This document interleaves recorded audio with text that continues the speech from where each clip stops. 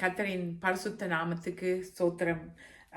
Revelation யோவானுக்கு வெளிப்படுத்தின விசேஷம் 3:8 ஒரு அருமையான வார்த்தையை பாருங்கள். இதோ திறந்த வாசலை உனக்கு முன்பாக வைத்திருக்கிறேன், அதை ஒருவனும் பூட்ட மாட்டான்.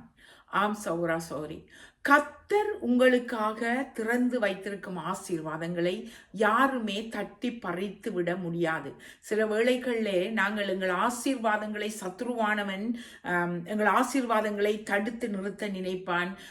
எங்கள் ஊழியங்களை நாங்கள் செய்யும் ஊழியங்களை சில வேளைகளிலே தடுத்து நிறுத்த நினைப்பார்கள். சில வேளைகளிலே உங்களுக்கு கிடைக்க வேண்டிய ஆதாயங்கள் கிடைக்க முடியாமல் மனுஷர்கள் அதற்கு ஒரு தடையாக இருப்பார்கள். அப்படி இருக்கும்போது நாங்கள் என்ன செய்வோம்? குழம்பி நிற்போம் சில வேளைகளே.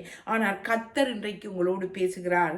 உனக்கு நான் முன்பாக திறந்த வாசலை வைத்திருக்கிறேன், அதை ஒருவனும் பூட்ட மாட்டான். உங்களுக்கு வர இருக்கும் காரியங்கள் நன்மையும் பாக்கியமும் உங்கள் வாழ்க்கையிலே நிறைந்து இருப்பது கர்த்தரின் சித்தமாய் இருக்கும் போது அதை யாருமே தடுத்து நிறுத்த முடியாது.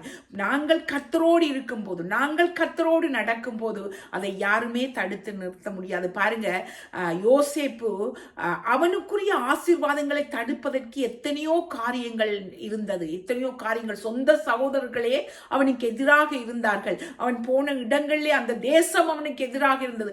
அப்படியெல்லாம் இருந்த போது கூட அவனுக்காக கர்த்தர் வைத்திருந்த ஆசீர்வாதத்தை யாராலுமே பறித்து எடுக்க முடியவில்லை. ஏனென்று சொன்னால் அவன் கர்த்தரோடு இருந்தான், கர்த்தர் அவனோடு இருந்தார், அதனால் அவன் காரிய சித்தி உள்ளவனாக இருந்தான் என்று வேதம் சொல்லுகிறது. ஸோ நாங்கள் எப்போதும் எங்களை மேக்ஷூர் பண்ண வேண்டும். நாங்கள் கர்த்தர் வழியிலே நடக்கிறோம், தேவராஜ்யத்துக்காக ஓடுகிறோம், தேவனின் பாதையிலே அவரின் கற்பனைகளை கை கொள்கிறோம் என்று நாங்கள் நடக்கும் போது கர்த்தர் எங்களுக்காக வைத்திருக்கிற ஆசீர்வாதத்தை யாராலும் தடுத்து முடிக்க முடியாது. யாராலும் அவர் திறந்த வாசல்களை யாராலும் பூட்ட முடியாது. ஆமேன்.